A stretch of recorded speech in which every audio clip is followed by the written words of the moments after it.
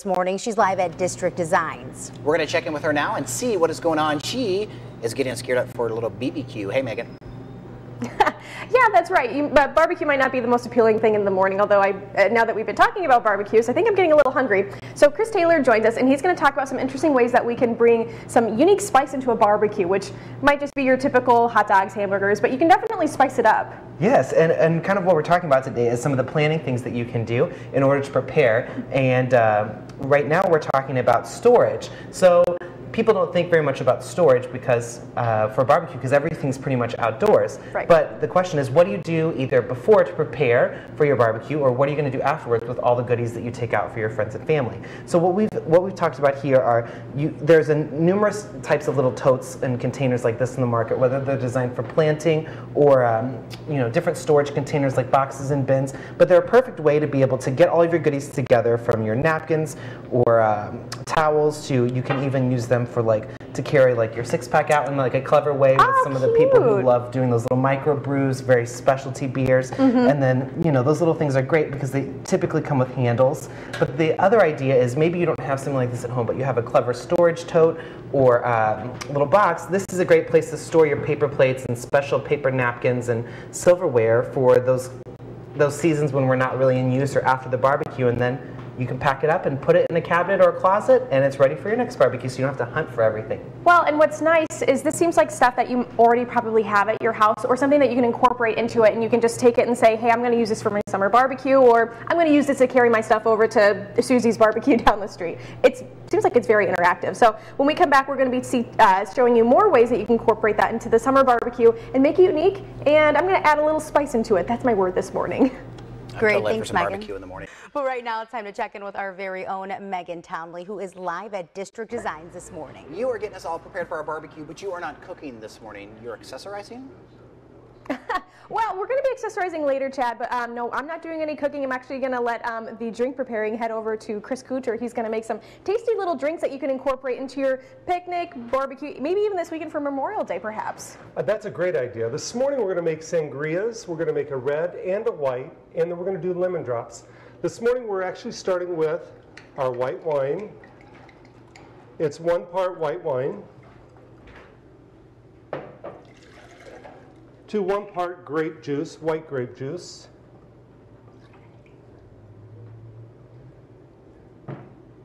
And then you add a splash of white soda, 7-Up, Sprite, whatever you want to use. It sounds like it's going to be really sweet. Oh, how about that? Good morning. So what we do is a splash, and I like to do this to taste.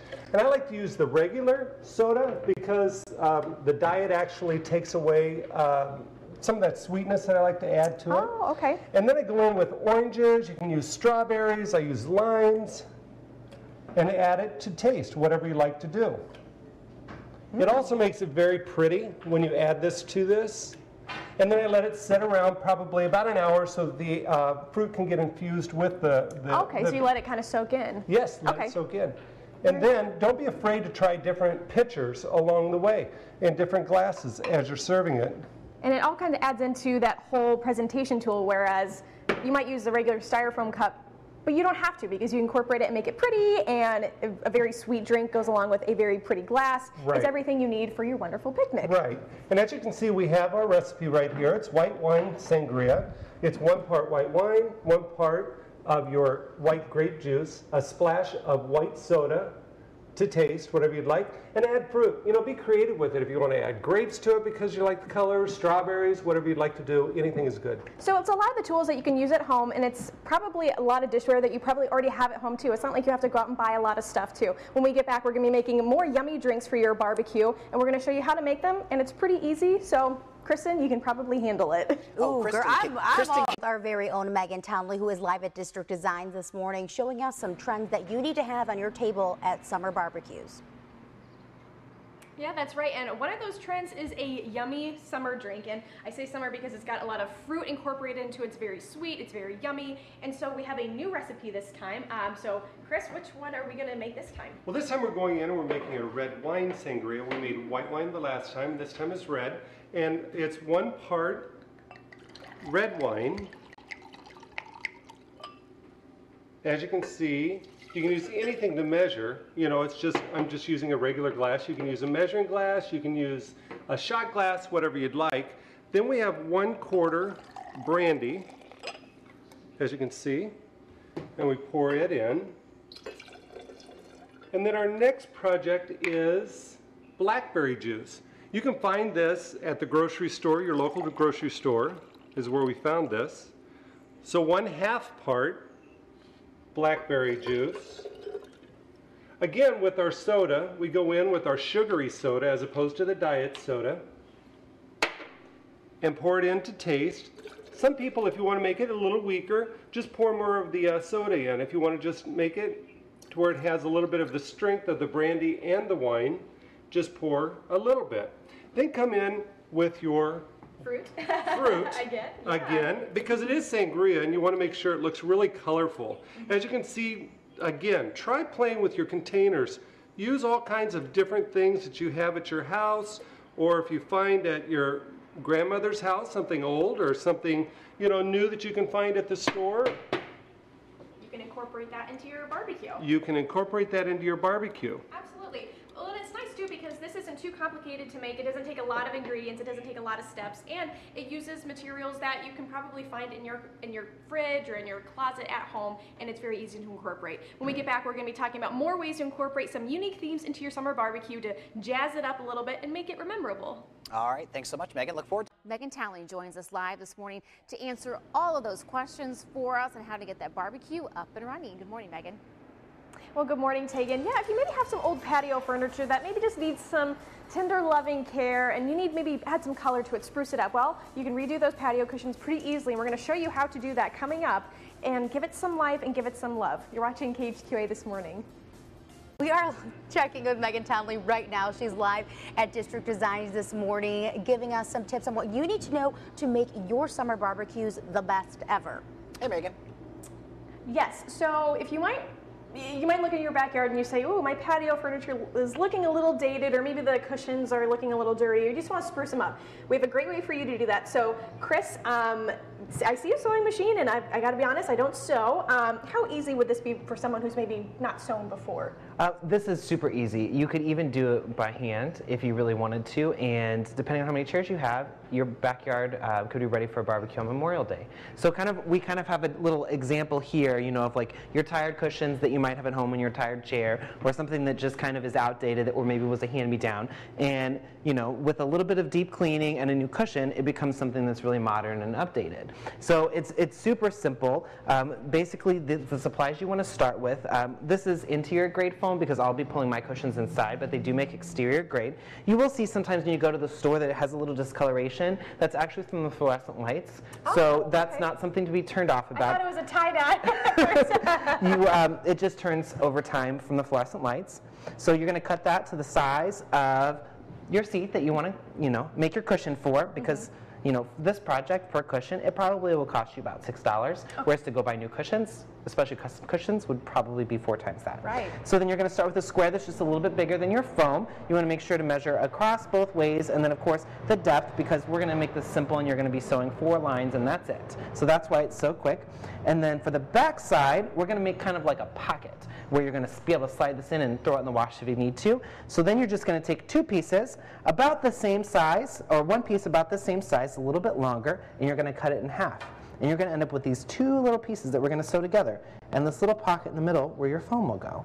Oh, so I mean, it's really just kind of measure, cut, and hopefully sew correctly, which we're going to do next. We're going to kind of get started on it and show you what it's going to look like after we get done. Again, not something that you have to be tech savvy by any means. It's something that you can just take your cushion, sew it on, choose a fabric that you like, which is nice because it's customizable, which is super nice, especially for updating something that might be a little dated. And it's time to check in with Megan Townley, who can actually probably help you with your weekend if you're having a summer barbecue. Very important weekend for barbecue, and she is helping us not by cooking, but kind of accessorizing our barbecue. Spicing things up. Yeah, you know, there are different ways you can add in a new twist on something that might be in your backyard. For example, patio furniture. Maybe the cushions are looking a little dated. Chris Taylor has been working on sewing some new covers for our patio furniture cushions, and so he's just putting the finishing touches on those. And then after you're done kind of sewing that, what's the next step? Yeah, so it was really simple and quick, because you guys saw between the breaks we were able to sew the next one. So basically you've got, at this point, kind of an inside-out pillowcase or like pillow sham that most of us probably have in our beds at home. So I clip the corners, and I usually will use like a pair of pinking shears to go all the way around the edges. That just makes sure that the edges won't fray when you throw them in the washing machine. And at that point you just kind of turn it. Now it looks kind of like a wadded mess, but have patience, because you just turn it right side out, and you pick up your little piece of foam that you've cut and measured so nicely, and you put it right inside, and that's when you end up with your great little cushion. That looks so nice, and it's nice because you can choose whatever fabric you like. If you have a theme in your backyard, for example, or theme for maybe your barbecue or something, you can choose the fabric along with that. Right, and honestly, the cost, if you were to do it themed, so let's say for the 4th of July or Memorial Day or a birthday and you wanted to change this out, I was able to buy and have plenty left over. 2 yards of this fabric cost me $20, and takes, by the time you've got it measured and cut, you're only spending about 5 minutes sewing, and you could totally change the look of all your chairs in your patio, and you know, save a couple bucks versus buying them already made. Well, and like you said, if you don't have a sewing machine at home, you can do this by hand. It's something that doesn't take too long. It's very customizable, and it just adds a new twist to something that you might have. Your patio furniture might be looking a little dated. It might have come with the cushions. They're dirty, what have you. You can customize it to whatever you want. When we get back, we're going to be talking more about festering up your barbecue. Is that even a word, festering? Maybe. Megan is always making up the most unique words. I love it. Some ideas for you as we make our way into the next several days. Yeah, absolutely. Sprucing up a barbecue can be easy. It doesn't have to cost a lot, and you can use a lot of the tools that you might have around your home, like the items on this table. Coming up, we're going to show you how you can add some unique lighting to your barbecue to give it a little spruce, a little jazz, and make the lighting electric, or using non-electric candles. Very easy. We'll have more coming up. You're watching KHQA This Morning. It's called Megan Townley. All right. She's live at District Designs this morning, showing you how to spice up your barbecue that you may be having this weekend.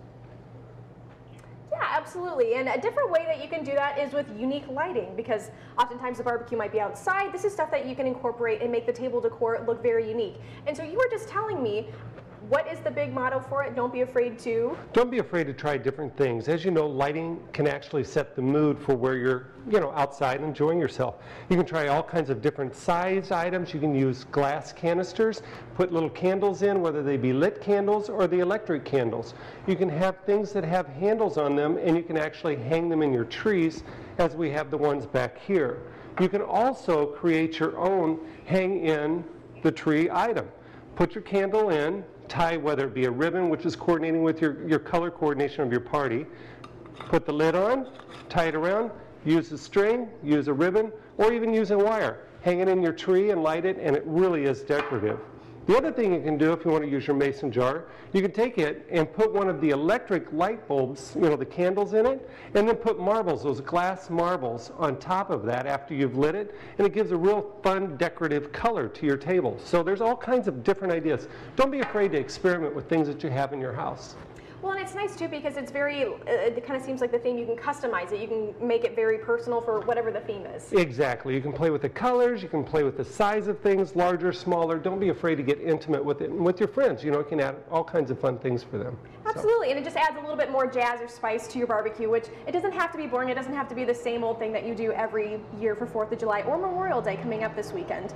Be sure to tune in for KHQA News at 5 tonight because I'll have just as many tips that we've shown today and some more that we've talked about, and you can find out how to jazz up your picnic or barbecue for this weekend. Sure beats my paper plates and red.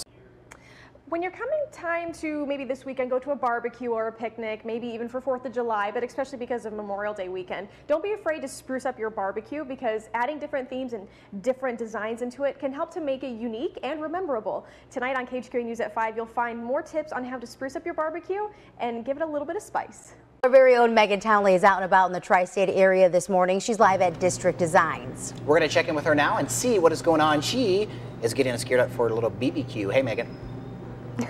Yeah, that's right. But barbecue might not be the most appealing thing in the morning, although now that we've been talking about barbecues, I think I'm getting a little hungry. So Chris Taylor joins us, and he's going to talk about some interesting ways that we can bring some unique spice into a barbecue, which might just be your typical hot dogs, hamburgers, but you can definitely spice it up. Yes, and kind of what we're talking about today is some of the planning things that you can do in order to prepare. And right now we're talking about storage. So people don't think very much about storage because for barbecue, because everything's pretty much outdoors. Right. But the question is, what do you do either before to prepare for your barbecue, or what are you going to do afterwards with all the goodies that you take out for your friends and family? So what we've talked about here are there's numerous types of little totes and containers like this in the market, whether they're designed for planting or different storage containers like boxes and bins. But they're a perfect way to be able to get all of your goodies together, from your napkins or towels to you can even use them for to carry your 6-pack out in a clever way with some of the people who love doing those little micro brews, very specialty beers. And then